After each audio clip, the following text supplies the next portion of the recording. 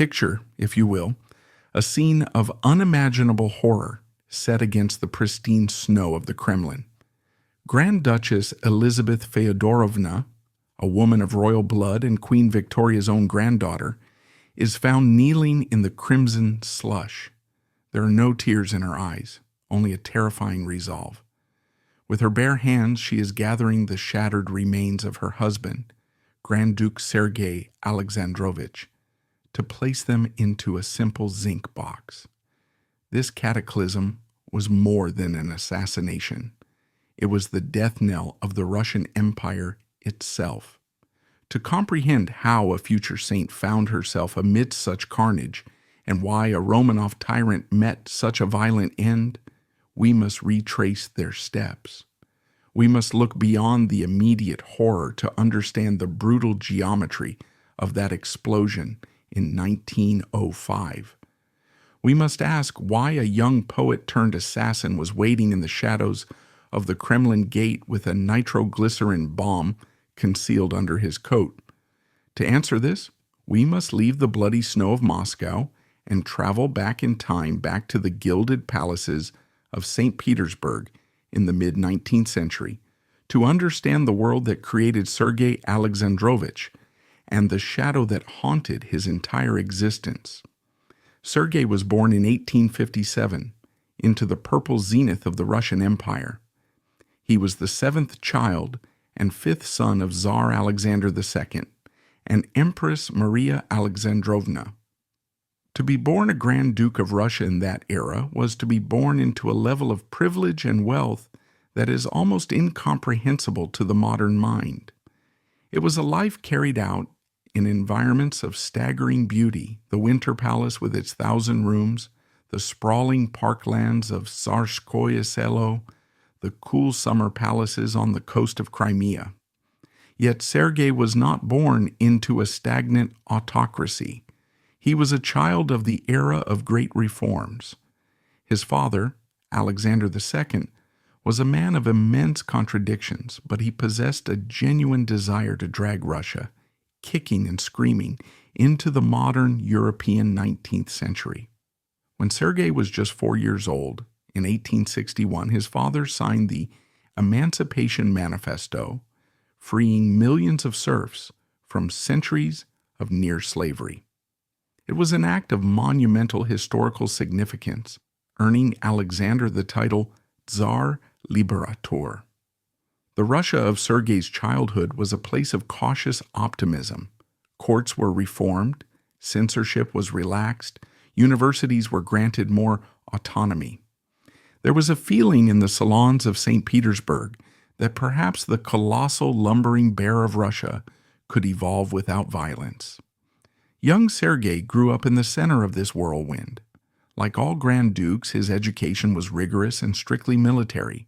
He was tutored in languages, history, theology, and the art of war.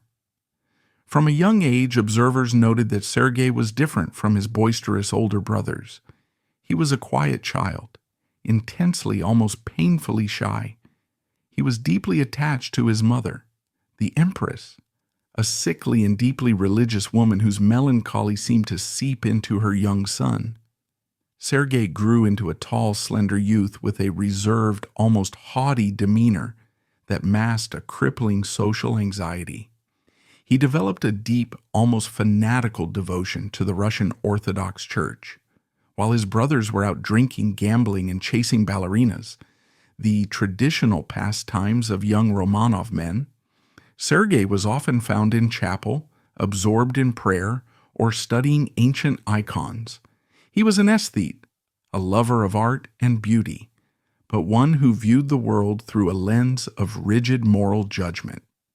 But beneath the gilded surface of the Tsar Liberator's Russia, a dark current was rising. The reforms, while massive, had not gone far enough for the growing numbers of radicals and revolutionaries emerging from Russia's universities. They didn't want evolution. They wanted a bonfire. They believed the entire rotten structure of Tsardom needed to be burned to the ground so a new society could be built on the ashes. The primary weapon of these revolutionaries was terror. specifically the assassination of the Tsar. Throughout Sergei's adolescence and young adulthood, his father was hunted like a wild animal in his own empire. There were numerous attempts on Alexander II's life. A shot fired by a student as the Tsar walked in a garden. A bomb detonated under the imperial train, derailing the wrong carriage. A massive explosion set off by a carpenter in the dining room of the Winter Palace itself, killing guards but missing the imperial family by mere seconds. Living under this constant shadow of violence warped the psychology of the Romanov family. For young Sergei, the lesson was clear. Benevolence was perceived as weakness. The more his father reformed, the more the revolutionaries demanded and the more violent they became. The gratitude of the nation was a myth. There was only the loyalty of the army and the necessity of control. Then came the day that finally broke the back of reform in Russia and shattered Sergei's life forever. Sunday, March 1st, 1881, St. Petersburg. Sergei was 23 years old. It was another raw winter day in the capital. His father, the Tsar, was returning to the Winter Palace after attending a military roll call. His carriage was driving along the embankment of the Catherine Canal. A young revolutionary belonging to a group called Narodnaya Volya threw a bomb hidden in a snowball at the Tsar's carriage. The explosion damaged the carriage and wounded several Cossack guards and bystanders, but the Tsar himself was unhurt. Against the desperate advice of his security chief, Alexander II insisted on stepping out of the armored carriage to check on the wounded men. It was a fatal impulse of kindness. As he stood there in the snow, surrounded by smoke and confusion, a second assassin, Ignacy Hrunevetsky, stepped forward out of the crowd. Hrunevetsky approached within a few feet of the emperor and threw a second bomb directly between their feet. The explosion was catastrophic. It mortally wounded the assassin and inflicted horrific fatal injuries on the Tsar. His legs were shattered, torn away almost to the hip. Sergei was at the Winter Palace when the news arrived. He rushed to meet the sleigh that brought his broken father home. He was there to witness the gruesome reality of what terrorism meant. He saw the Tsar Liberator, the most powerful man on earth, reduced to a mangled, bleeding wreck, carried up the marble stairs of the palace, trailing a path of blood behind him. He was in the Tsar's study, surrounded by weeping family members, as his father breathed his last. The man who had freed the serfs died not in glory but in agony, murdered by the very people he had tried to help. That moment, in that blood-stained study on March 1st, 1881, froze Grand Duke Sergei Alexandrovich's soul.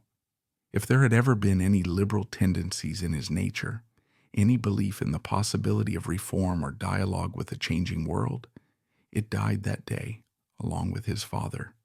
The assassination was a traumatic watershed. It confirmed his darkest suspicions about humanity outside the narrow circle of the aristocracy. In the grief-stricken days that followed, Sergei and his older brother, the new and massive Tsar Alexander III, drew the same conclusion. Their father's mistake had not been repression, it had been leniency. Russia could not be governed by constitutions or parliaments.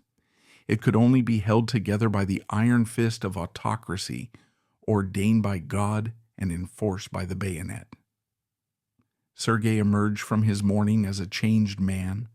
The shy, aesthetic youth hardened into a rigid, uncompromising reactionary. He became a man encased in armor, both emotionally and in his stiff, perfect uniforms physically. He loomed over the court, a tall, silent, terrifying figure of judgment. He became convinced that his sacred duty as a Romanov was to act as a seawall against the rising tide of revolution, democracy, and modernity that threatened to drown the God-given order of Russia. He would protect the principle of autocracy with every fiber of his being, no matter the cost in human suffering. This grim determination would eventually lead him to Moscow, to the governorship, and ultimately to his own date with destiny in the snow outside the Nikolskaya Tower. But before he became the hated tyrant of Moscow, he had to secure his position within the dynasty.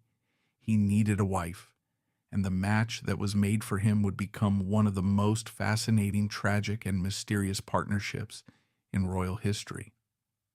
The year was 1884. The Russian court, slowly emerging from the long, dark shadow of Alexander II's assassination, was preparing for a celebration. It was a wedding that promised to bring a rare infusion of light into the somber world of Grand Duke Sergei Alexandrovich.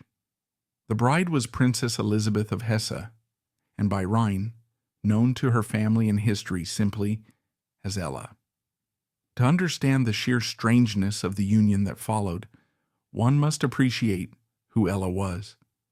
She was, by almost universal agreement, the most beautiful princess in Europe. Granddaughter of Queen Victoria of England, she was tall, willowy, with delicate features and deep expressive eyes that seemed to radiate a natural kindness. She was not merely a royal ornament, she was intelligent, artistic, and possessed a warmth that drew people to her instantly. She had been courted by the future Kaiser Wilhelm II of Germany, who she gently rejected, and was considered the great prize of the royal marriage market. That she chose Sergei Alexandrovich remains one of the enduring mysteries of the heart. Sergei was 7 years her senior. By 1884, he had fully transformed into the rigid, icy figure that history remembers. He was a man who wore a corset to maintain his unnaturally stiff posture. He was known for his irritability, his fanatical adherence to protocol, and a personality that could freeze a room just by entering it. Queen Victoria, Ella's grandmother, was horrified by the match.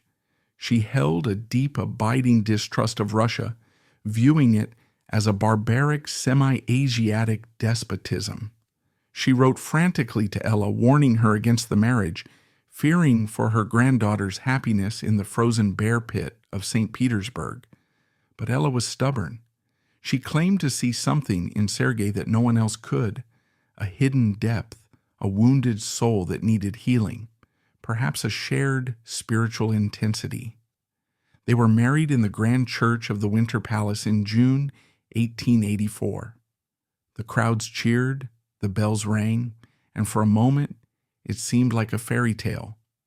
But as the heavy palace doors closed on the couple, the fairy tale evaporated into something far more complex and darker.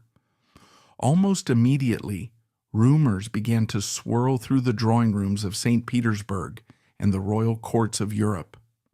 It was whispered that the marriage was a sham. Servants and courtiers noted a strange lack of intimacy between the newlyweds. They slept in separate bedrooms. There were no pregnancies, no rumors of pregnancies, no signs of the physical passion one expected from a young couple. The gossip was vicious. People whispered that Sergei was not like other men. In the coded language of the 19th century, this was an accusation of homosexuality. Historians have debated this for over a century.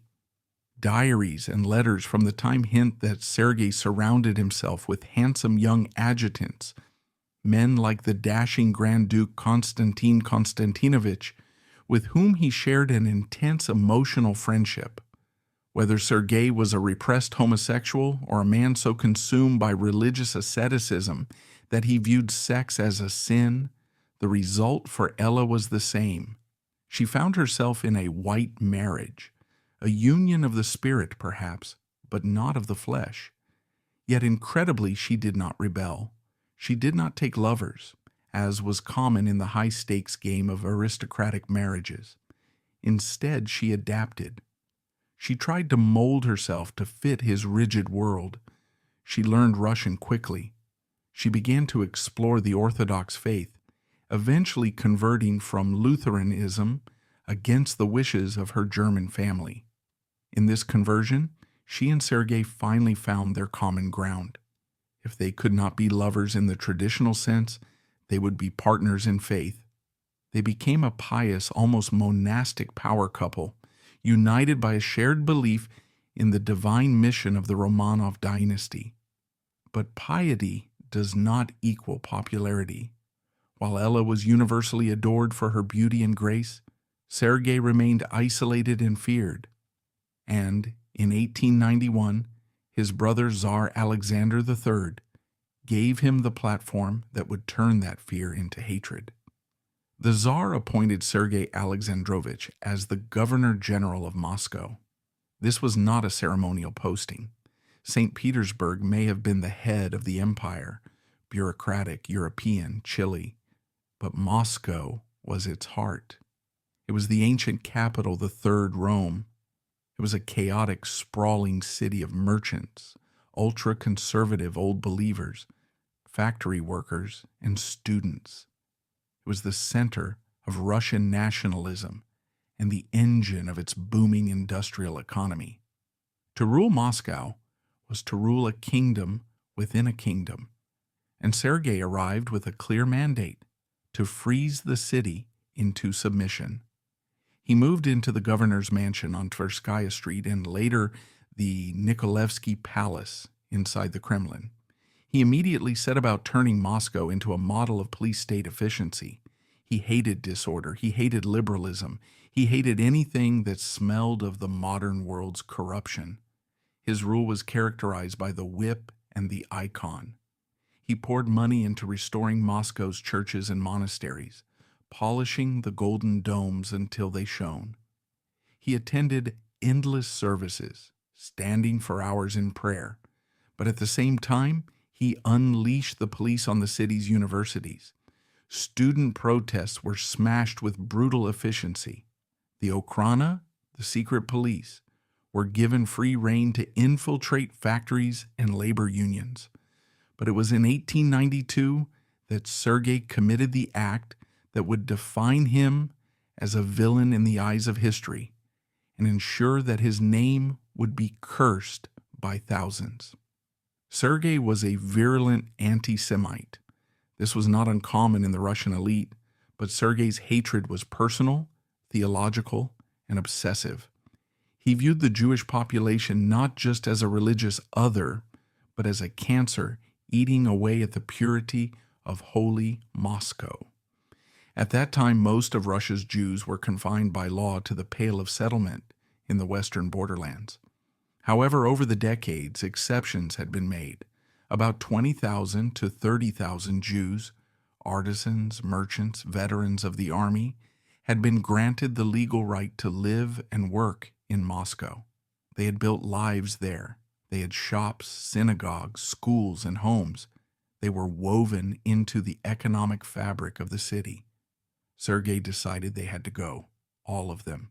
He petitioned his brother, the Tsar, for an imperial decree expelling the Jews from Moscow. Alexander III, who shared his brother's prejudices, signed the order. The execution of the decree was an atrocity of bureaucratic violence. Sergei chose the timing for maximum cruelty.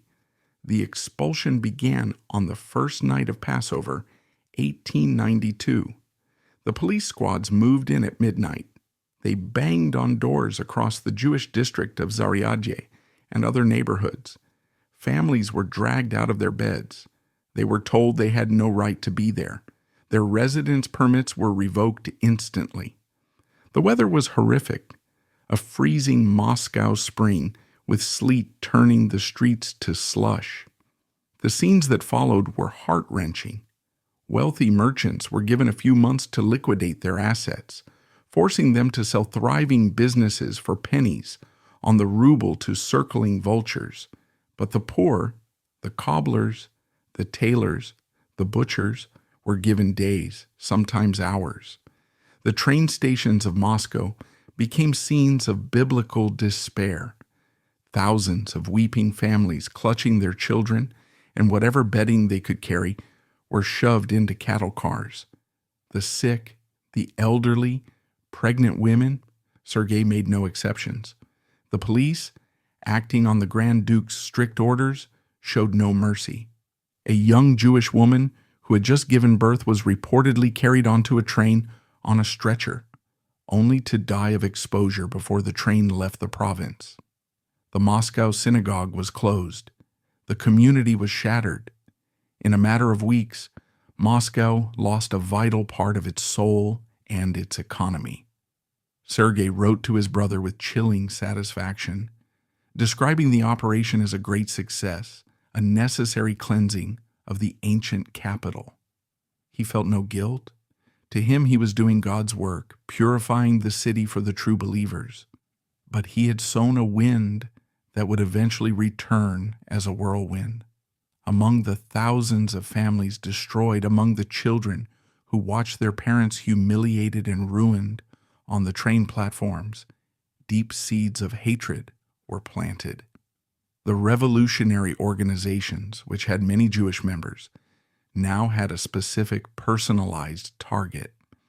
Sergei was no longer just a symbol of the regime. He was a monster. 4 years later, in 1896, the monster would prove to be not just cruel, but criminally incompetent. In 1894, Alexander III died. His son, the young, indecisive Nicholas II, ascended the throne. 2 years later, in May 1896, the eyes of the world turned to Moscow for the coronation of the new Tsar. It was to be the most spectacular event of the century.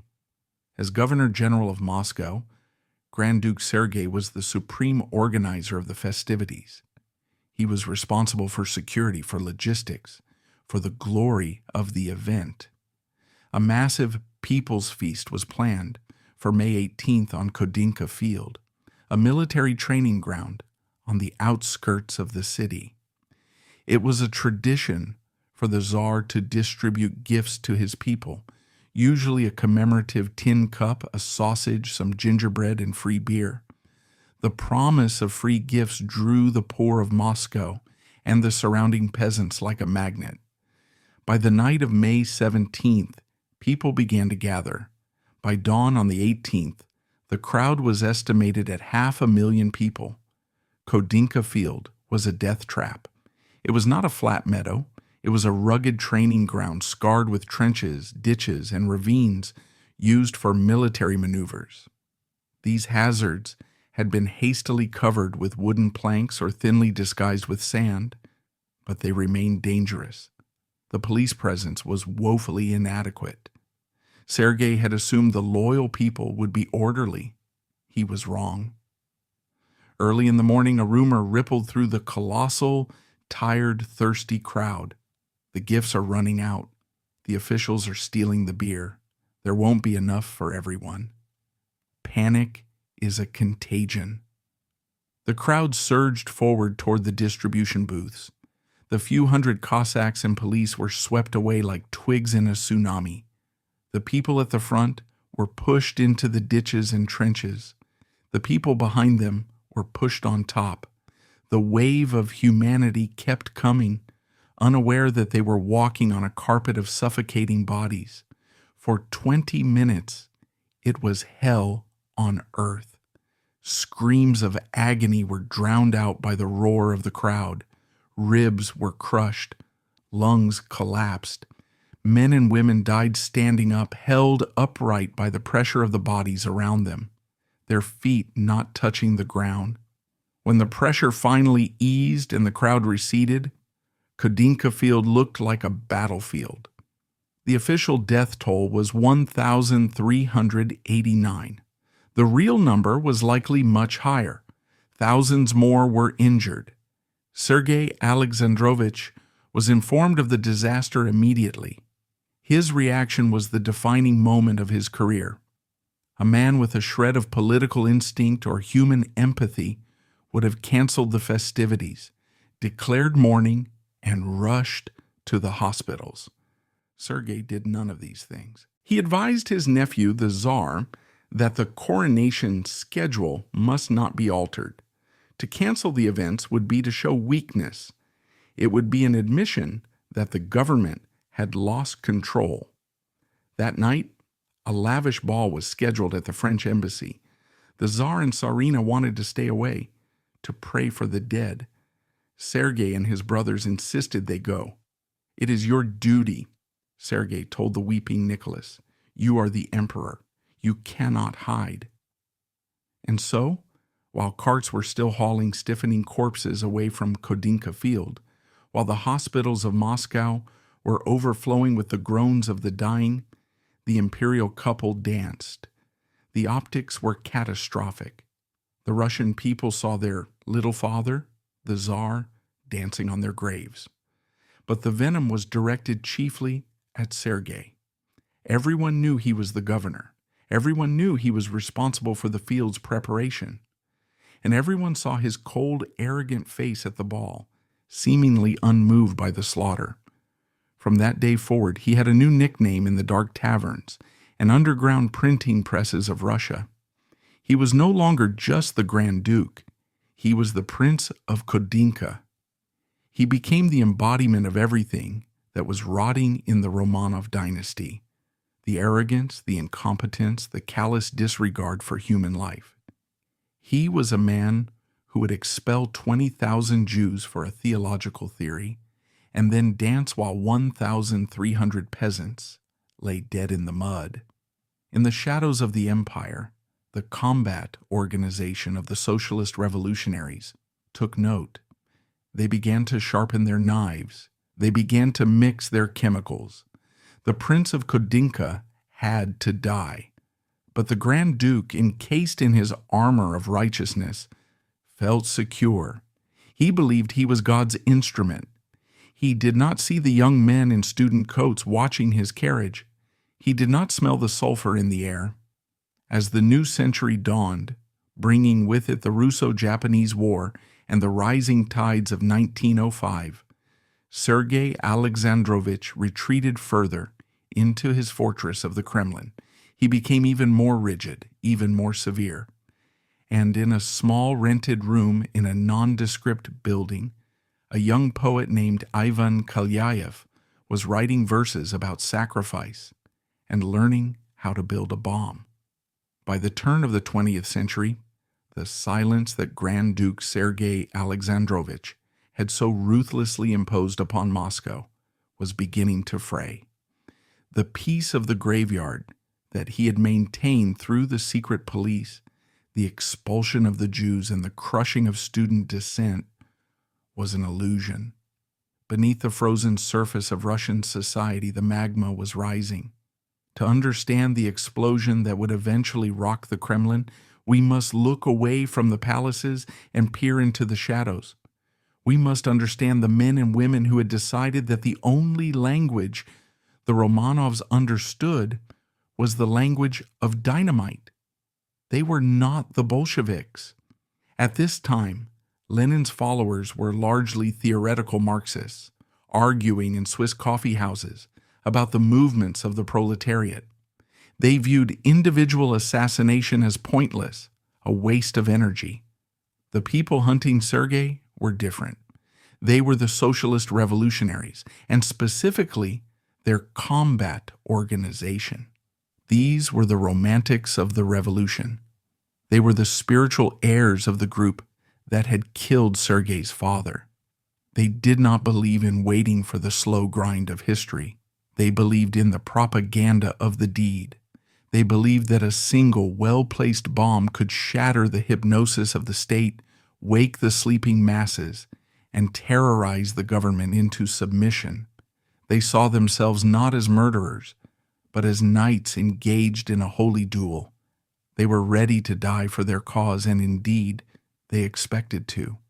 Leading the hunt on the ground in Moscow was a man named Boris Savinkov, a brilliant, dapper, chain-smoking intellectual who dressed like a British dandy and wrote decadent novels.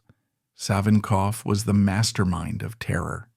He moved through Russia like a ghost, changing names, passports, and disguises, orchestrating death with the precision of a conductor. But Savinkov needed an instrument. He needed a soul pure enough and hard enough to deliver the blow. He found that soul in Ivan Kalyaev. If Sergei Alexandrovich was the dark prince of autocracy, Ivan Kalyaev was the dark saint of the revolution. Born in Warsaw in 1877 to a Russian father and a Polish mother, Kalyaev grew up in the shadow of police oppression. He was brilliant, sensitive, and profoundly poetic. He studied at Moscow University but was expelled for minor student activism, the very kind of activism Grand Duke Sergei had ordered the police to crush. Expelled, exiled, and embittered, Kalyaev drifted into the revolutionary underground. But he was an oddity there. He was deeply religious in his own strange way. He did not drink. He did not chase women. He lived with the austerity of a monk. His comrades called him the poet because he constantly wrote verses about sacrifice, blood, and redemption. Kalyaev believed that to kill a human being was a terrible sin, but he believed that to let a tyrant live and continue to oppress the people was a greater sin. Therefore, the revolutionary had to sacrifice his own soul. He had to take the sin of murder upon himself to save the world. He was willing to lose his own salvation for the sake of Russia. "I'm not a murderer," he would tell his friends, his eyes burning with a feverish intensity. "I'm a sacrifice." By 1904, the paths of the Grand Duke and the poet were converging. The catalyst was the Russo-Japanese War.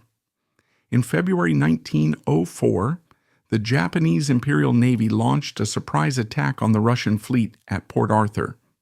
The war was intended to be a short, victorious war that would unite the country and stop the revolutionary rot. It was a catastrophe. The Russian military, rotten with corruption and incompetence, the very incompetence Sergei had displayed at Kodinka, collapsed against the modern, disciplined Japanese forces. Defeat followed defeat. The news from the Far East was a daily humiliation. Thousands of Russian peasant boys were dying for a war that made no sense, led by officers who were busy drinking champagne in the rear. The prestige of the Romanov dynasty shattered. The fear that held the country together evaporated. If the Tsar could not even defeat a small Asian island nation, why should he rule 1/6 of the earth? The terrorists sensed blood in the water. In July 1904, the combat organization struck their first major blow of the new campaign. In St. Petersburg, a terrorist named Igor Sazonov threw a bomb at the carriage of Vyacheslav von Plehve, the Minister of the Interior. Plehve was the head of the national police, the most protected man in Russia. The bomb blew him into oblivion. When news of Plehve's assassination reached Moscow, Grand Duke Sergei Alexandrovich turned pale. He knew with absolute certainty that he was next. He was the only target left of equal magnitude. He was the Tsar's uncle, the ruler of Moscow, the symbol of the hard line. Sergei was not a coward, but he was a fatalist. He began to withdraw even further from the world. The war was going badly, the country was angry, and he felt the walls closing in. He became obsessed with the safety of his family, his wife Ella, and the 2 children they were fostering, his nephew, Grand Duke Dmitri, and niece, Grand Duchess Marie. In late 1904, the atmosphere in the Kremlin was suffocating. Ella spent her days praying. Sergei spent his days pacing his office, reading police reports that detailed dozens of plots against his life. Every face in the street looked like an assassin. Every carriage that passed too close made the Cossack guards flinch. In January 1905, sensing the inevitable, Sergei made a desperate move. He resigned his post as Governor General of Moscow. He told the Tsar he could no longer govern a city that he had to suppress with such violence. He was tired. He was sick of the hatred. However, he did not leave Moscow. He retained his position as the commander of the Moscow military district. This was a fatal half-measure. He gave up the administrative title, but he kept the military power. He moved out of the governor's mansion on Tverskaya Street, which was too exposed, too easy to attack, and moved his entire household inside the Kremlin, into the Nikolaevsky Palace. He thought the Kremlin walls would protect him. He thought the ancient fortress with its guards and gates was a sanctuary. He was wrong. Boris Savinkov and his combat organization had already arrived in Moscow. The terrorists operated with chilling professionalism. They did not run around throwing bombs at random. They were patient. They rented apartments in different parts of the city. They forged passports. And, most ingeniously, they disguised themselves to become invisible. To track the Grand Duke, they needed to be on the streets constantly without arousing suspicion. So they bought a horse and a shabby sleigh. One of their members, a man named Moisey Vandenberg, dressed as a vanka, a cheap lower-class cab driver. For weeks, Vandenberg sat on his sleigh outside the governor's mansion, and later the Kremlin gates, shivering in the cold, waiting for fares that never came, while watching the movements of the Grand Duke's carriage. They learned his schedule. They learned his route. They learned that he usually traveled in a closed German brougham. They learned that he rarely went out, but when he did, he followed a predictable path to the governor's mansion or the Bolshoi Theater. Ivan Kalyaev, the poet, was the designated bomber. He walked the streets of Moscow wrapped in a heavy sheepskin coat, looking like a peasant or a peddler. But under the coat, his mind was racing with the verses of his impending death. He and Savinkov met in secret locations, tea houses, crowded markets, shadowy parks. They spoke in code. The bomb was the medicine. The Grand Duke was the old man. The tension among the terrorists was unbearable. They were living on the razor's edge. One slip, one suspicious policeman, one accidental explosion in their bomb-making lab, and it would all be over. But the police, usually so pervasive, were distracted. The war with Japan was consuming all the government's energy. The streets of Moscow were seething with unrest. Strikes were breaking out. The Bloody Sunday massacre in St. Petersburg in January 1905, where troops fired on peaceful protesters, had set the country on fire.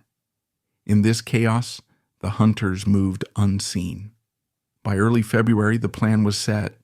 They knew the Grand Duke would be attending a gala performance at the Bolshoi Theater on the night of February 15th. The proceeds were to go to the Red Cross for the wounded soldiers in Manchuria. It was a high-profile event. The whole city knew he would be there. Savinkov decided this was the night. The team prepared their weapons. These were not factory-made grenades. They were homemade infernal machines crafted by a brilliant revolutionary chemist named Maximilian Schweitzer. They used a wet fuse system, glass vials of sulfuric acid that, when shattered by the impact of the throw, would ignite the fulminate of mercury and detonate the main charge of nitroglycerin and dynamite. The bombs were cylindrical, about the size of a large jar of preserves. They weighed about 8 to 10 pounds. To throw one, you had to be strong and you had to be close. There was no timer. There was no escape plan. The explosion would happen instantly, feet away from the thrower. On the freezing evening of February 15th, Ivan Kalyaev stood in the shadows of the square near the Bolshoi Theater. He was dressed as a peasant. The bomb was wrapped in a kerchief under his arm. He checked his position. He saw the gaslights of the theater glowing through the mist. He heard the approach of the heavy carriage. The horse's hooves struck the frozen pavement with a rhythmic clatter that sounded to Kalyaev like the ticking of a clock. His heart pounded. This was the moment he had lived for. He stepped out from the darkness, ready to die. He raised his arm, the heavy weight of the bomb poised to fly. The carriage rushed toward him. Through the frosted glass of the window, he could see the silhouette of the Grand Duke. But then his eyes widened. In the flash of the street lamps, he saw that the carriage was not empty of others. Next to the stiff, uniformed figure of Sergei, sat the pale, beautiful face of Grand Duchess Ella, and sitting opposite them, laughing, were two children, the young Grand Duke Dmitri and Grand Duchess Marie. Time seemed to stop. Kalyaev was a terrorist, a man sworn to destroy the autocracy. But he was also a human being. He was the poet. In that split second, the moral calculus of his soul shifted. He could throw the bomb. He would kill Sergei. He would certainly die himself. But he would also turn two innocent children into red mist. He would become a butcher of babies. His arm faltered. He lowered the bomb. He stepped back into the shadows, his breath coming in ragged gasps. The carriage swept past him, the occupants completely unaware that they had just passed within inches of obliteration. The laughter of the children faded into the night. Kalyaev stood alone in the snow, trembling. He had failed his mission, but he had saved his soul. He rushed to the rendezvous point to meet Savinkov. He was distraught, weeping. "I could not," he shouted at his commander. "I saw the children. I could not kill the children." Savinkov, the cold tactician, looked at the young poet. In a moment that reveals the strange, twisted nobility of these men, Savinkov did not berate him. He did not call him a coward. He nodded. "You did the right thing," Savinkov said quietly. "We are not murderers. We do not kill children." They agreed to abort. But the reprieve was only temporary. The Grand Duke was still the target. The old man had to die. They regrouped. They waited. They watched. 3 days later, the intelligence came through. On Saturday, February 18th, the Grand Duke would be going out again. This time, he would be going to the bathhouse in the Nikolaevsky Palace, and then to the governor's mansion for lunch. And this time, the report confirmed. He would be traveling alone. Kalyaev dried his tears. He composed himself. He checked the glass vials in his bomb. "I will not miss again," he promised Savinkov. "I will pray for him, and then I will kill him." The morning of February 18th dawned gray and brutally cold. The snow was hard-packed and slippery. Inside the Kremlin, Grand Duke Sergei Alexandrovich woke up. He put on his uniform. He said his prayers. He was a man living on borrowed time, and perhaps, in his heart, he knew the debt was coming due. He kissed his wife Ella goodbye. He walked out to the courtyard where his carriage was waiting. The faithful coachman, Andrei Rudinkin, held the door open. "To the mansion, Your Highness?" "To the mansion, Andrei." The door clicked shut. The lock engaged. It was the sound of a coffin closing. Outside the Nikolskaya gate, Ivan Kalyaev was already waiting. He was shivering, not just from the cold, but from the electric anticipation of death. He stood in the narrow archway, a shadow among shadows. The clock on the Spassky Tower began to chime the quarter hour. The carriage began to move. The clock on the Spassky Tower struck the quarter hour. It was 2:45 p.m. Inside the Kremlin, the world seemed to hold its breath. The heavy wooden gates of the Nikolaevsky Palace were already open. The sentries stood at rigid attention, their breath misting in the freezing air. They watched as the Grand Duke's carriage, a dark gleaming brougham with the imperial crest discreetly painted on the door, rolled forward. Inside the carriage, Grand Duke Sergei Alexandrovich sat alone. He was 47 years old. He was wrapped in a heavy military overcoat, his face pale and composed. We can only guess at his thoughts in these final seconds. Was he thinking of the war in the East? Was he thinking of his wife, Ella, whom he had just left? Or was he thinking of the threats that had forced him to turn the Kremlin into a prison? He had told his adjutants he would be back shortly. It was a routine trip. He was going to the bathhouse to prepare for a memorial service. Routine, safe. Driving the carriage was Andrei Rudinkin. He was a simple man, a loyal servant, who had driven the Grand Duke for years. He knew the route by heart. He snapped the reins, and the two high-stepping horses picked up their pace. their hooves clattering loudly on the cobblestones. They approached the Nikolskaya Tower. This was the exit point. The tower gate was a narrow tunnel through the massive brick walls of the fortress. It was a choke point. To pass through, the carriage had to slow down. Ivan Kalyaev was waiting. He was standing just inside the darkness of the archway, pressed against the cold stone. He was no longer the hesitant poet who had trembled at the sight of children 3 days ago. He was now an instrument of history. His heart was hammering against his ribs, but his hands were steady. He saw the horses' heads appear, then the coachman, then the carriage itself. It was moving slowly, perhaps 10 miles per hour.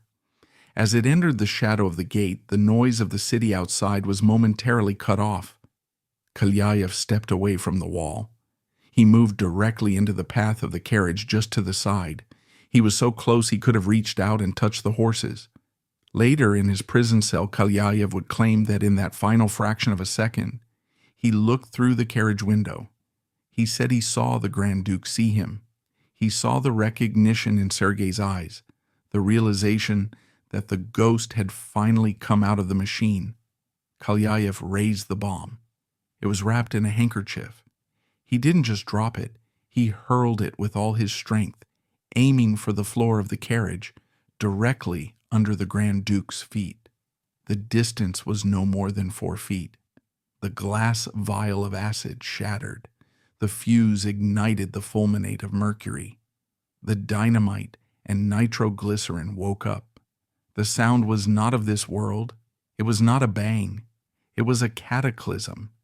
Because the explosion happened inside the stone tunnel of the gate and inside the wooden box of the carriage, the pressure wave had nowhere to go. It tore through everything in its path with apocalyptic force. The carriage disintegrated. It didn't just break apart, it was vaporized. The heavy oak doors, the leather seats, the wheels, the roof, all of it was instantly turned into a cloud of deadly shrapnel. The explosion was so powerful that it shattered windows in the district court building across the square. It shook the arsenal. It knocked pedestrians off their feet 100 yards away. A thick, towering cloud of yellow and black smoke mushroomed up, filling the gateway, smelling of sulfur and burnt meat.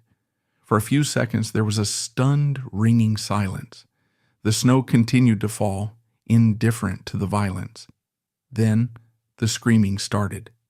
Police and soldiers rushed toward the cloud of smoke. What they found made seasoned veterans vomit. The carriage was gone. The horses were dead, their bodies mangled and thrown against the walls.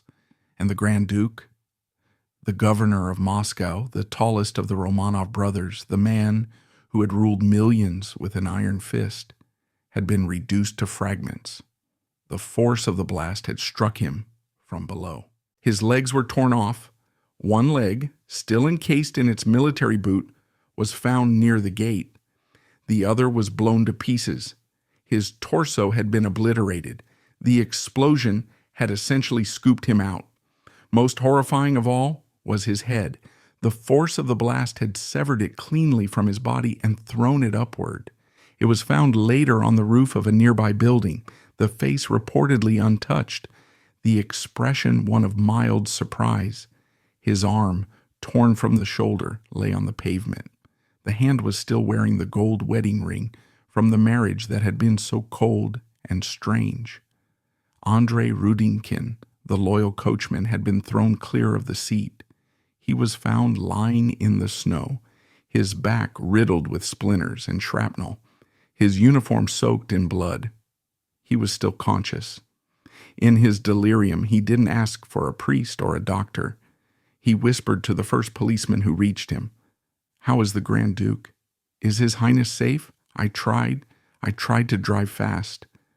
Rudinkin would die in the hospital later that day, never knowing that the man he tried to save had ceased to exist before he even hit the ground. And amidst this slaughter, a figure rose from the smoke. It was Ivan Kalyaev. By all laws of physics, he should have been dead. He had been 4 feet from a bomb that vaporized a carriage. but the blast had directed its force outward and upward. Kalyaev had been knocked backward by the concussion. His face was peppered with hundreds of tiny wood splinters, making him look like he was wearing a mask of blood. His clothes were torn to ribbons, but he was alive. He stood up, dazed, ringing deaf, but triumphant. He didn't run. There was nowhere to run. He stood over the smoking crater that had been the Grand Duke and shouted, his voice cracking with hysteria and adrenaline, "Down with the Tsar! Down with the tyrant! I did it! I killed him!" The police fell on him. They beat him to the ground. They would have killed him right there in the snow if an officer hadn't intervened, demanding he be taken alive for interrogation. Kalyaev laughed as they dragged him away. He was happy. He had fulfilled his destiny. But inside the Nikolaevsky Palace, another destiny was unfolding. Grand Duchess Ella was in her study sorting papers for her charitable committees. The palace was close to the Nikolskaya Gate, less than a few hundred yards. When the explosion hit, the palace walls shook. The windows rattled in their frames. Ella froze. She didn't need to be told. She didn't need a messenger. She knew. The dread that had hung over her husband for months, the fear that had made him a prisoner in his own home, it had finally happened. She did not scream. She did not faint.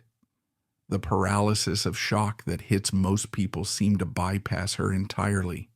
She stood up, her face draining of all color, turning as white as the marble statues in the hallway. She ran toward the door. She didn't stop to put on a coat. She didn't stop to put on a hat or boots. She ran out of the palace in her indoor dress, rushing into the biting 20-degree frost. She ran toward the smoke. Behind her, courtiers and servants were scrambling, screaming, calling for guards. Ella ignored them. She ran across the courtyard through the snow toward the crowd of soldiers gathering at the gate. When she broke through the line of guards, the scene that greeted her was a nightmare landscape. The snow was black with soot and red with blood. The smell of high explosives hung heavy in the air, mixing with the metallic scent of carnage. The soldiers tried to stop her. "Your Highness, don't look, it's too terrible," an officer cried, trying to block her path. Ella pushed him aside. She walked into the center of the blast zone. She looked at the crater. She looked at the dead horses. She looked at the pieces of wood and cloth scattered everywhere. And she looked for her husband. She saw the severed limb she had recognized moments earlier. She saw the arm and the gory mess that was the torso. And then Grand Duchess Elizabeth Feodorovna, the granddaughter of Queen Victoria, the most beautiful woman in Europe, did something that silenced the crowd. She knelt down in the bloody slush. She didn't wail. She didn't tear her hair. She began to crawl through the snow. With her bare, freezing hands, she began to pick up the pieces of Sergei Alexandrovich. She gathered the medals that had been blown off his chest. She found the small religious icons he always carried in his pocket. She picked up fragments of bone and flesh. The soldier stood frozen, weeping openly at the sight. It was a moment of biblical tragedy. The angel of the court kneeling in the butcher's yard of the revolution. She found the hand with the wedding ring. She clutched it to her chest. "Help me," she said to the soldiers. Her voice was calm, terrifyingly steady. "Help me gather him." They brought a stretcher, but it was useless. There was no body to put on it. So someone ran to the barracks and brought back an army stretcher and a simple zinc box, the kind used for ammunition or supplies. Ella directed the operation. She made sure every piece was collected. She ordered the snow itself to be shoveled up and put into containers because it was soaked with his blood. In the Orthodox faith, the blood is the life. It must be buried with the body. Only when the zinc box was full, only when the snow was relatively clean, did she stand up. Her dress was ruined, soaked in blood and mud. Her hands were stained red. She looked at the soldiers. "Where is the man who did this?" she asked. "He has been arrested, Your Highness. He is in the guardhouse." She nodded. She turned and followed the stretcher as it was carried back to the palace. She walked with her head high, her eyes staring at nothing, walking behind the zinc box that contained the man she had tried so hard to understand. The man the world hated. The man who was now just a memory and a mess of organic matter. Inside the palace, the horror continued. The young Grand Duke Dmitri and Grand Duchess Marie, the children Kalyaev had spared 3 days earlier, heard the explosion. They were terrified. They saw their Aunt Ella return, covered in blood. Little Marie later wrote that her aunt looked like a stone woman. Ella went straight to the chapel. She placed the zinc box before the altar. She knelt and prayed. And then the reaction finally hit her. She collapsed into a deep, racking sobbing that echoed through the silent palace. But even then, her grief was private. She refused to let the servants see her breakdown. That night, the news flashed across the world via telegraph. Grand Duke assassinated. Governor of Moscow blown to pieces. In St. Petersburg, Tsar Nicholas II was at Tsarskoye Selo. When he received the telegram, he was stunned. He wrote in his diary that night, "A terrible, merciless event. Poor Uncle Sergei, blown to pieces. Lord, what a tragedy." But notice the passivity. What a tragedy. Not we must change, not we must understand why. Just a tragedy, like a storm or a flood. The Tsar's reaction was to retreat. He ordered the court into mourning, but politically he hardened. The assassination didn't make him think about reform. It made him think about survival. If they could kill Uncle Sergei inside the Kremlin, they could kill anyone. In the revolutionary underground, there was jubilation. In the student dormitories, in the factory barracks, people toasted the poet. The monster of Moscow was dead. The prince of Kodinka had paid for his crimes. They called it God's judgment. But the story of this assassination has one final twisting chapter that makes it unique in the history of political violence. It wasn't just about the bomb and the body.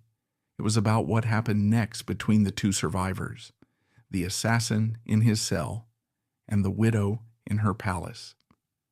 3 days after the explosion, while Moscow was still reeling, Grand Duchess Ella made a decision that shocked her family and the authorities. She asked to be taken to the Taganka prison. She wanted to see the murderer. The police were horrified. "Your Highness, it is dangerous. He is a fanatic. He is a monster," they protested. "He is a human being," Ella replied, "and I must see him." She put on a black mourning veil. She took a small Bible and a cross, and she walked into the damp, dark corridors of the prison where Ivan Kalyaev was waiting for his execution. The heavy iron door of the solitary confinement cell creaked open. Inside, Ivan Kalyaev sat waiting for the hangman. Instead, he was met by the widow. Grand Duchess Elizabeth entered not with guards, but with a quiet, commanding grace, the widow. This meeting, which took place on February 20th, 1905, just 2 days after the explosion, is one of the most extraordinary and psychologically complex encounters in Russian history. On one side stood the assassin, a man who believed murder was a holy duty to liberate the people. On the other stood the saint, a woman who believed forgiveness was a divine command, no matter how grievous the sin. They looked at each other in silence for a long moment. The silence of the grave lay between them. "Who are you?" Kalyaev asked. Though he knew, "I am the wife of the man you killed," Ella replied softly. Her voice was not angry. It was trembling with an emotion that Kalyaev could not place. She sat down on the edge of the cot. She looked at the man who had turned her husband into red snow. "Why?" she asked. "Why did you kill him?" Kalyaev's answer was sharp, rehearsed. the credo of the revolutionary. "I did not kill a human being," he said. "I destroyed a tyrant. I destroyed the governor-general who oppressed the people, who expelled the Jews, who crushed the students. I executed a sentence passed by the Socialist Revolutionary Party." Ella shook her head slowly. "You are wrong," she said. "You killed a living soul. You killed a man who stood before God. You killed my husband." She began to talk to him. She didn't talk about politics. She didn't talk about the Tsar or the state. She talked about Sergei. She told the assassin that the man the world saw as a monster was, in private, a man of deep faith, a man who suffered, a man who tried to do his duty as he understood it. He was a good man, she insisted, tears finally spilling from her eyes. "You didn't know him, you only knew the symbol." Kalyaev was shaken. He had expected rage. He had expected a haughty aristocrat coming to spit on him. He was prepared for hatred. He was armed against it. But he was not armed against this. He was not armed against a grieving widow who spoke to him with no malice, only profound sorrow. "I did not want to kill you," Kalyaev admitted quietly.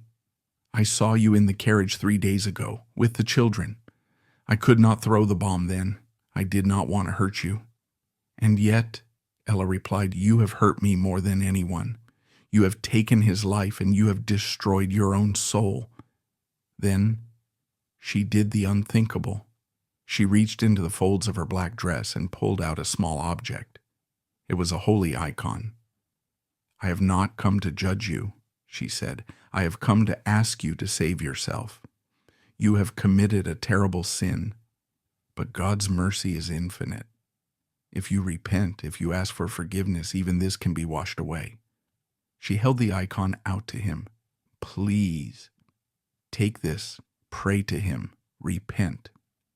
Kalyaev stared at the icon.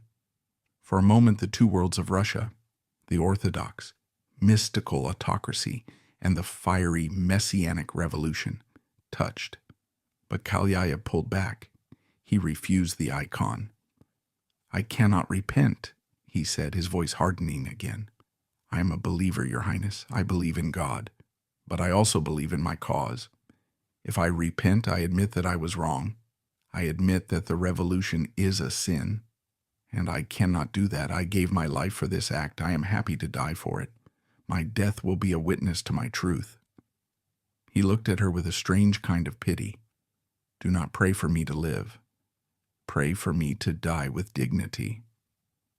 Ella saw that his resolve was iron. He would not break. He would not give the state the propaganda victory of a repentant terrorist. She stood up. She placed the icon on the small table in the cell. "I will leave it here," she said, "and I will pray for you, Ivan. I forgive you." She turned and left the cell. When she emerged from the prison, the waiting press and officials were stunned. The story of her visit spread like wildfire. To the conservatives, it was a sign of her supreme saintliness. To the revolutionaries, it was a confusing, troubling event. It was harder to hate the enemy when the enemy forgave you. But Ella was not done. She returned to the Kremlin and sat down at her desk. She took a piece of paper and wrote a letter to the Tsar, Nicholas II. She asked him to pardon Ivan Kalyaev. She argued that the ultimate victory of the Christian monarch would be to show mercy to his enemy. If the Tsar spared the life of the man who killed his uncle, it would show a moral strength that no bomb could destroy. It would break the cycle of violence. Nicholas II received the letter. He read it. He was deeply moved by his sister-in-law's faith. But Nicholas was not a saint. He was an emperor under siege. He refused. "I cannot," he told his advisors. "If I pardon him, it will look like weakness. It will encourage them. The law must take its course." And so, the machinery of the state ground forward. Kalyaev was put on trial in April. It was a closed military tribunal, but Kalyaev treated it like a global stage. He refused a defense lawyer. He spoke eloquently, passionately. "I am not a defendant," he told the judges. "I am a prisoner of war. There is a war between the government and the people. You represent the government. I represent the people. You will kill me, but you cannot kill the idea." He was sentenced to death by hanging. On the night of May 23, 1905, Ivan Kalyaev was woken up in his cell in the Schlisselburg fortress. It was time. He dressed calmly. He wrote a final letter to his mother, telling her not to weep, that he was dying a happy man. At 2 a.m., he was led out into the courtyard. A scaffold had been erected. A priest approached him, holding a cross. Kalyaev stopped him. "I have told you," he said gently, "I will not see a priest. I have made my peace with God in my own way." But then he paused. He looked at the cross in the priest's hand. Perhaps he thought of Ella. Perhaps he thought of the icon she had left in his cell. "I will not take the rites," he said, "but give me the cross to kiss." He kissed the cross. Then he walked up the stairs of the scaffold. He stood under the noose. He did not tremble. He did not scream. He looked up at the stars one last time. The sack was put over his head. The trapdoor opened. Ivan Kalyaev, the poet, was dead. But in Moscow, the woman he had widowed was undergoing a transformation that was just as radical as any revolution. The assassination of Sergei Alexandrovich broke something in Grand Duchess Ella, but it also liberated her. The fairy tale life of balls, jewels, and court protocol now seemed to her not just empty, but obscene. She had seen the end of all vanity in a bloody snowbank. She began to divest herself of her life. First, she sold her jewelry. The diamonds, the emeralds, the tiaras that had dazzled the courts of Europe. She sold them all. She broke up her household. She returned the millions of rubles worth of art and furniture to the treasury. She took the money and bought a property on Bolshaya Kodinka Street in Moscow. It was not a palace. It was a complex of 4 houses and a garden. She announced to the shocked society of Russia that she was leaving the world. She was founding a new order, the Martha and Mary Convent of Mercy. It was not a strict cloistered convent where nuns shut themselves away to pray. It was a working order. Ella wanted her nuns to be out in the streets, in the hospitals, in the slums. She designed the habits herself, gray wool with white veils, simple and practical. At the dedication ceremony, she stood before the bishop. She took off her mourning dress. She took off her wedding ring, the last link to Sergei. She put on the gray habit. "I am leaving the brilliant world," she told the gathered crowd, "where I found it hard to practice good, to enter a greater world, the world of the poor and the suffering." The Grand Duchess became Matushka. She lived in 3 small rooms with simple wooden furniture. She slept on a wooden plank without a mattress. She ate only vegetables and bread. She, who had once been waited on by hundreds of servants, now spent her days cleaning the wounds of beggars. She went into the Kitrovka, the most dangerous, crime-ridden slum in Moscow, to rescue children from brothels and thief dens. The criminals of Moscow, who would slit a rich man's throat for a kopeck, learned to respect the white nun. They would tip their caps when she walked through the dark alleys. "Make way," they would say. "Matushka is coming." She built a hospital in the convent that was considered the best in Moscow. She invited the best doctors. She sat by the beds of the dying, holding their hands as they passed, just as she had held the pieces of her husband. For the next decade, while Russia slid toward the abyss, Ella created an island of light in the center of Moscow. She was trying to heal the wounds that men like her husband had inflicted, and men like Kalyaev had tried to cure with bombs. But history is a cruel master. The forces that had killed Sergei were not satisfied with one death. The explosion at the Nikolskaya Gate was just the opening salvo. The year 1905, the year Sergei died, became known as the First Russian Revolution. Strikes paralyzed the country. The battleship Potemkin mutinied. The Tsar was forced to sign the October Manifesto, granting a parliament and basic civil rights. It seemed for a moment that the pressure had been released, but it was a lie. The Romanovs resented the concessions. The revolutionaries felt they hadn't gone far enough. And in the background, a new, harder breed of revolutionary was watching. Men who didn't care about poetry or morality, men who wouldn't hesitate to kill children, men like Lenin and Stalin. They looked at the noble sacrifice of Ivan Kalyaev and sneered. To them, individual terror was romantic nonsense. They wanted total war. They wanted class extermination. As the years ticked by toward 1914 and World War I, the shadows lengthened over the Martha and Mary convent. Ella worked, prayed, and waited. She knew the storm was not over. She knew that the blood spilled in the snow in 1905 was just the first drop of a deluge. And she knew, with the terrifying clarity of a mystic, that her own journey was not going to end in a peaceful bed.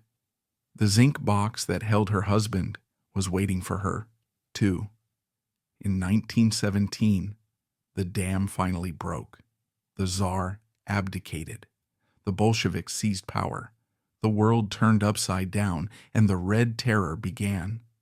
The year 1917 did not just bring a change of government to Russia. It brought the apocalypse. When the Bolsheviks seized power in October, the world that Grand Duke Sergei Alexandrovich had died to protect finally collapsed. The order he had enforced with the whip and the noose was replaced by a chaos far bloodier than anything the Tsars had ever imagined. Moscow, once the Third Rome, became the capital of the new Soviet state. The bells of the churches were silenced one by one. The icons were torn down. The red flag flew over the Kremlin, the very fortress where Sergei had been blown to pieces. In the center of this gathering storm, the Martha and Mary convent stood like a solitary lighthouse, battered by a hurricane. Grand Duchess Elizabeth Feodorovna, Matushka to her nuns and the poor, refused to acknowledge the danger. She continued her work. When fighting broke out in the streets between the Red Guards and the Loyalists, she drove her truck marked with a red cross directly into the crossfire to pick up the wounded. It didn't matter if they were white or red. To her, they were just bleeding children of God. The Bolsheviks initially didn't know what to do with her. She was a Romanov, a symbol of the hated old regime. But she was also a living saint, beloved by the Moscow poor. To arrest her immediately might spark a riot in the slums. But the new masters of Russia, led by Vladimir Lenin, were not men who let sentiment interfere with ideology. Lenin famously said, "Revolution is not a dinner party." It was a war of extermination against the past. In early 1918, a lifeline was thrown to Ella from an unexpected source, the German Empire. Russia was still technically at war with Germany, but the Bolsheviks were negotiating a peace treaty. The Kaiser, Wilhelm II, who had once courted Ella when they were young, knew the danger she was in. He instructed his diplomats to demand that the Bolsheviks allow Ella to leave Russia and return to Germany. The German ambassador came to the convent. He pleaded with her, "Your Highness, the situation is critical. We have a train ready. You can be in Berlin in 3 days. You will be safe." Ella looked at him with the same calm resolve she had shown in the prison cell with Kalyaev. "I cannot leave," she said. "My convent is here. My sisters are here. My people are here. I am not German anymore. I am Russian. I will share the fate of my country." She signed her own death warrant with those words. The hammer fell in the spring of 1918. It was the week after Easter. The convent was celebrating the resurrection. The air was filled with the smell of incense and melting wax. A black car pulled up to the gate. A squad of Latvian riflemen, the elite Praetorian Guard of the Bolsheviks, jumped out. They didn't knock politely, they hammered on the doors with rifle butts. "Citizen Romanova, get your things, you are coming with us." Ella did not resist. She asked for a few moments to pray. She gathered her nuns and blessed them one by one, telling them to have faith. The Cheka, the secret police, allowed her to take 2 nuns with her, but at the last moment, realizing the grim destination, only one was permitted to stay by her side, Sister Varvara Yakovleva. Varvara was a small, quiet woman who worshipped Ella. She was given the choice to stay in Moscow and live, or go with Ella and likely die. She packed her bag without a word. They were put on a train and sent east into the depths of the Urals. This was the dumping ground for the Romanov dynasty. While Tsar Nicholas II and his immediate family were held in the House of Special Purpose in Ekaterinburg, the other Romanovs were gathered in the small, dusty provincial town of Alapayevsk, about 100 miles away. It was a grim reunion. Ella found herself imprisoned in an old brick schoolhouse on the edge of town, the Napolnaya School. There, in the suffocating quiet of their shared captivity, she encountered the others who had been swept up in the revolution's indiscriminately cast net. First, there was Grand Duke Sergei Mikhailovich, a cousin and a man of distinct melancholy. Once a commanding artillery officer whose life was defined by the thunder of cannons, he was now just an aging, lonely figure, stripped of his rank and bracing for the end. Huddled nearby were the 3 young princes of the blood, Ioan, Constantine, and Igor, bright young men who were the sons of the Grand Duke, who had once been Sergei's dearest friend, their youthful vitality standing in stark, painful contrast to the grim circumstances that now bound them together. And finally, completing this circle of the damned was Prince Vladimir Paley, a young man of immense promise and poetic soul, whose presence there seemed to underscore the cruel, senseless nature of the storm that had swallowed them all. Vladimir Paley is one of the most tragic figures of this story. He was only 21 years old. He was a poet, brilliant, sensitive, and beautiful. In a cruel twist of irony, the woman whose husband was killed by a poet, Kalyaev, was now imprisoned with another poet. Vladimir read his verses to Ella in the evenings to keep their spirits up. For 2 months they lived in a strange limbo. They planted a vegetable garden in the schoolyard. They prayed. They tried to ignore the jeers of the local Bolshevik guards who watched them from the fence. Ella took charge of the group. She was the spiritual anchor. She washed the floors. She bandaged the Grand Duke's rheumatic legs. She led the evening prayers. She was preparing them all for the end, though they didn't speak of it. But in July 1918, the atmosphere changed. The White Army, the anti-Bolshevik forces, was closing in on the Urals. The Czech Legion was advancing. The Bolsheviks were panicking. They decided they could not leave living symbols of the monarchy behind to be liberated. On the night of July 16th in Ekaterinburg, Tsar Nicholas Alexandra and their 5 children were woken up, taken to a basement, and gunned down in a frenzy of bullets and bayonets. The Romanov dynasty was decapitated, but the Bolsheviks weren't finished. They had to clean up the branches.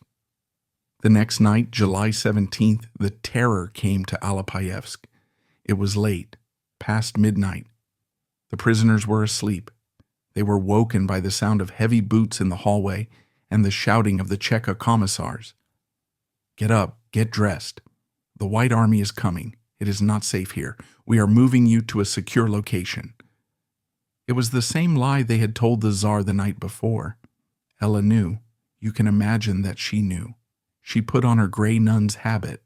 She put on her veil. She hid a small cross inside her sleeve. Sister Varvara did the same. They were led outside. A line of peasant carts, telegas, was waiting.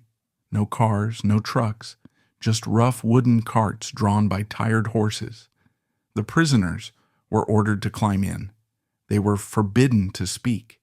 The convoy set off, not toward the train station, but toward the forest. The night was moonless and suffocatingly dark. The only sound was the creaking of the cart wheels and the wind in the pine trees. They traveled for about 10 miles, deep into the woods, to a place called Sinyachika. They stopped at an abandoned iron mine known as the Selimskaya mine. It was a desolate place, overgrown with weeds. In the center of the clearing was a dark, gaping hole in the earth, the flooded mine shaft. It was 60 feet deep, with icy water and rotting timber at the bottom. The commissars ordered the prisoners down from the carts. The brutality that followed was different from the shooting of the Tsar. It was more primal, more medieval. The Bolsheviks in Alapayevsk didn't want to waste bullets, or perhaps they wanted to inflict more suffering. The first to be dragged forward was Grand Duke Sergei Mikhailovich. He was the only one who fought. He realized what was happening and lunged at a guard. He was shot in the head instantly, falling dead on the grass. Then they turned to the others. They didn't shoot them. They grabbed Grand Duchess Ella first, the white nun, the woman who had forgiven her husband's assassin, the woman who had spent the last 10 years washing the feet of beggars. They dragged her to the edge of the black pit. We do not know if she screamed. Knowing her, she probably prayed. They struck her on the head with the butt of a rifle to stun her, and then they pushed her over the edge. She fell into the darkness. Then they grabbed Sister Varvara and threw her in. Then the young poet, Vladimir Paley. Then the 3 princes, Ioan, Constantine, and Igor. Finally, they dragged the dead body of Grand Duke Sergei Mikhailovich and threw him on top of them. But the horror was not over. From the depths of the shaft, the killers heard sounds, splashing, groans, and then voices. They hadn't died. The shaft was not deep enough, or perhaps the timber supports and the water had broken their fall. They were alive at the bottom of the grave. The Bolsheviks were terrified. They grabbed hand grenades. They pulled the pins and dropped them down the shaft. Boom, boom, the explosion shook the ground. Smoke rose from the pit. The killers waited for silence, but the silence didn't come. According to one of the killers, a man named Ryabov, who later testified about that night, they heard something that made their blood run cold. Rising from the bowels of the earth, through the smoke and the smell of cordite, came the sound of singing. It was a hymn. Save, O Lord, thy people and bless thine inheritance. It was Ella's voice. She was singing the prayer for the dying. The others were joining in. The killers were in a panic. They threw more grenades. They dragged heavy logs and brushwood and threw them down the shaft to crush the victims. They set the wood on fire. Finally, the singing stopped.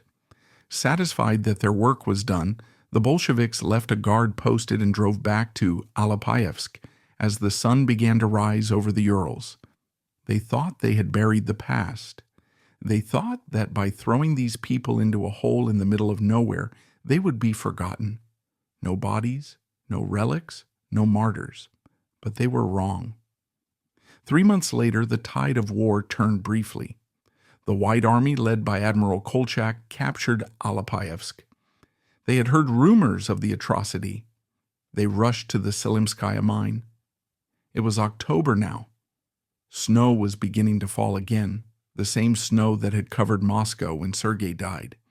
The investigators found the mine shaft. They began the gruesome task of excavating it. It took days. One by one, they brought the bodies up from the freezing mud and water. What they found confirmed the legend of the White Nun. Grand Duke Sergei Mikhailovich was the only one with a gunshot wound. The others had died of hunger, thirst, and injuries from the fall and the grenades. But when they examined the body of Prince Ioan, they found something extraordinary. His head had been split open by the fall or a grenade.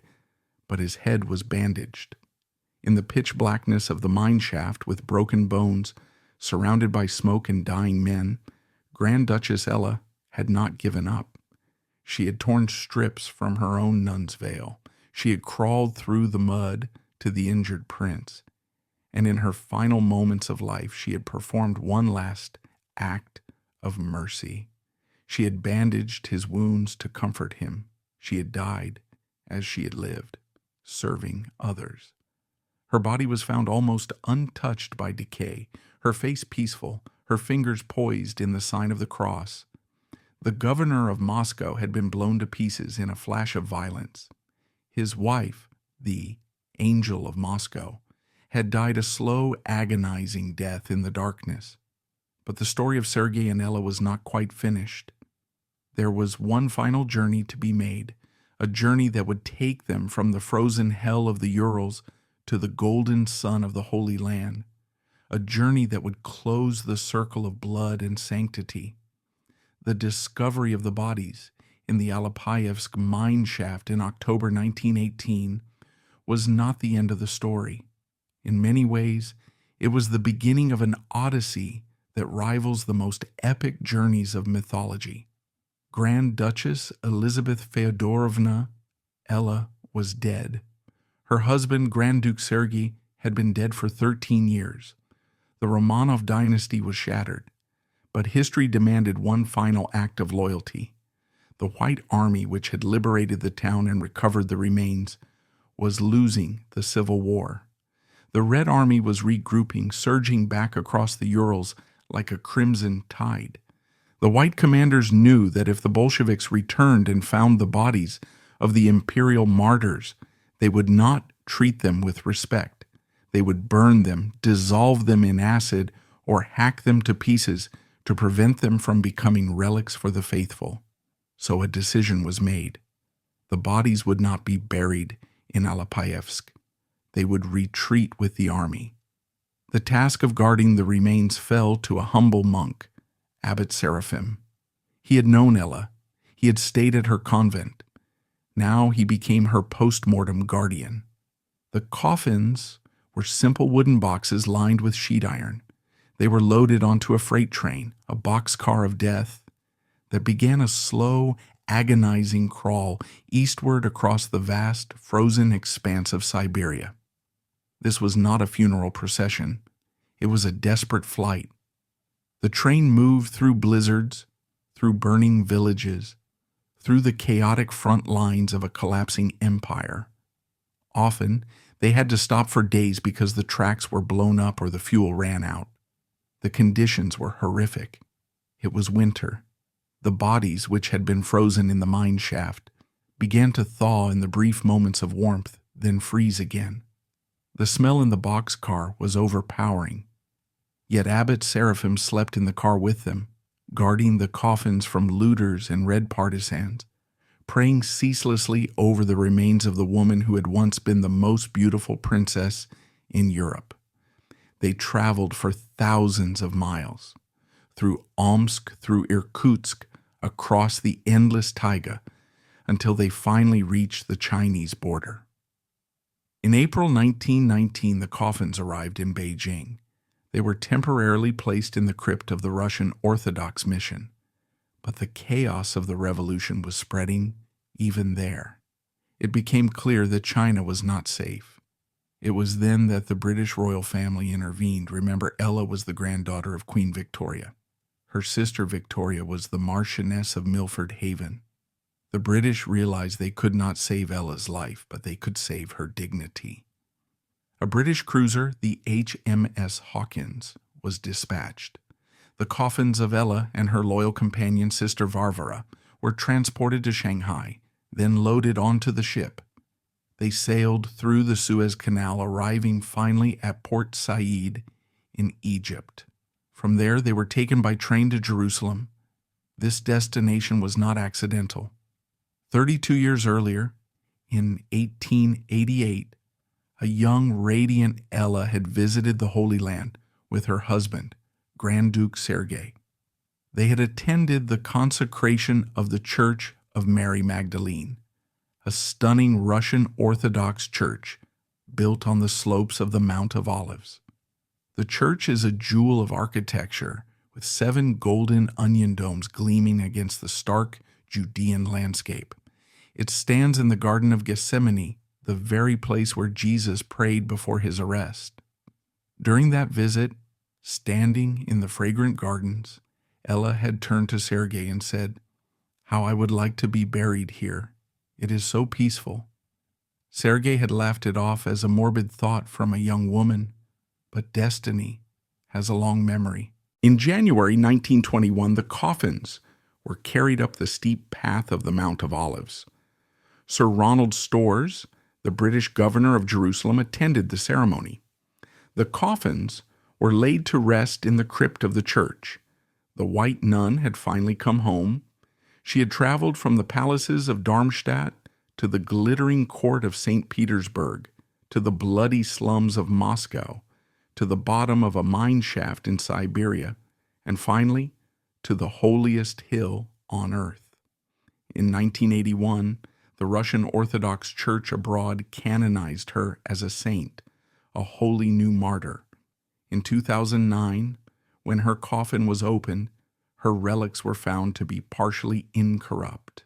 Today, pilgrims from all over the world travel to the Church of Mary Magdalene to kiss the glass case that holds her hand, the same hand that collected the pieces of her husband, and the same hand that bandaged the dying prince in the darkness of the mine. But what of Sergei? While Ella sleeps in the golden light of Jerusalem, the fate of Grand Duke Sergei Alexandrovich was far darker and more turbulent. After the assassination in 1905, Ella had buried his remains in the crypt of the Chudov Monastery inside the Kremlin. It was a sacred place, the heart of Russian Orthodoxy, and she believed he would rest there forever. She was wrong. In 1918, the Bolsheviks moved the capital back to Moscow and occupied the Kremlin. Lenin, and later Stalin, viewed the ancient churches inside the fortress not as heritage, but as debris of the past. In 1929, on Stalin's orders, the magnificent Chudov Monastery was dynamited and razed to the ground to make way for a gray, soulless administrative building, the Presidium of the Supreme Soviet.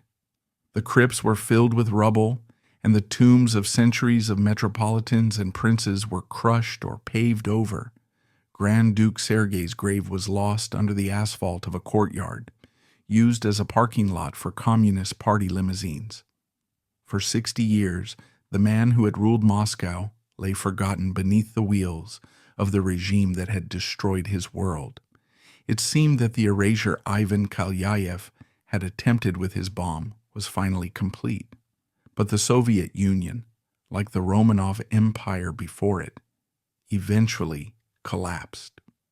In 1990, during the renovation of the Kremlin, workers began to excavate the courtyard of the Presidium and found the old foundations of the monastery.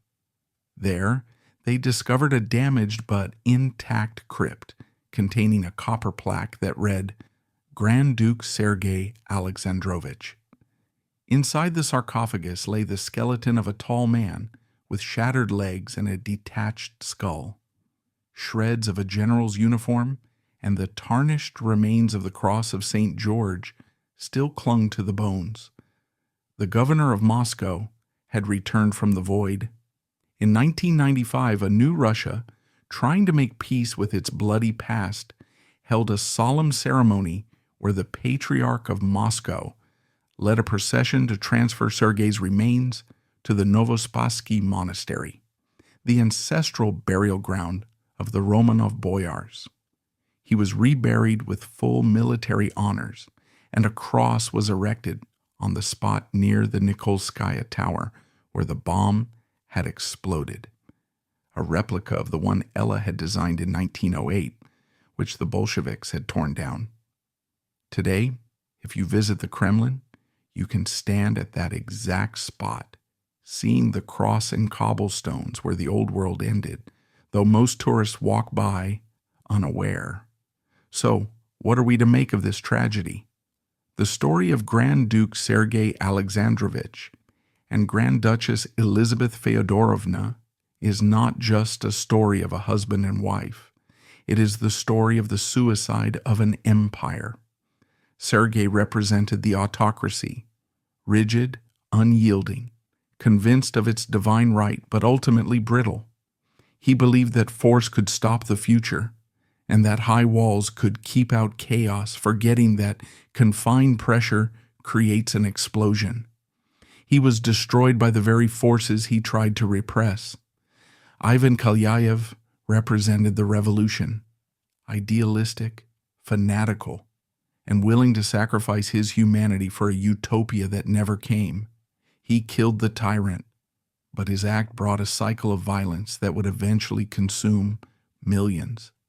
And Ella represented the only force that could have saved Russia, but which Russia rejected: compassion.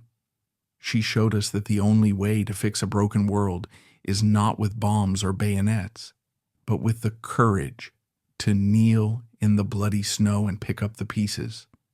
In the end, the motif of the Romanovs was fulfilled. The dynasty that began in 1613 with a coronation ended in a cellar and a mine shaft. The family physically torn apart and scattered across the map of history like the debris of Sergei's carriage. On that cold Saturday afternoon in February 1905, inside the Kremlin walls, the fuse was lit. The explosion that killed the Grand Duke was the first thunderclap of the storm. Kalyaev's bomb didn't just destroy a carriage, it shattered the illusion of invincibility, proving that the Tsar's family were just men of flesh and blood. Once a people realize their gods can bleed, the revolution has already won. As we look back at the black and white photographs of that era, the stiff Grand Duke, the beautiful Ella, the intense poet-assassin, we see the ghosts of a tragedy that still haunts us. They are all gone now. But if you listen closely to the wind whistling through the Nikolskaya gate, you can almost hear the echo of the explosion. It serves as an eternal warning. You can blow the world to pieces, and you can tear down the old order in a flash of fire, but putting the pieces back together, that is a task that even saints struggle to achieve.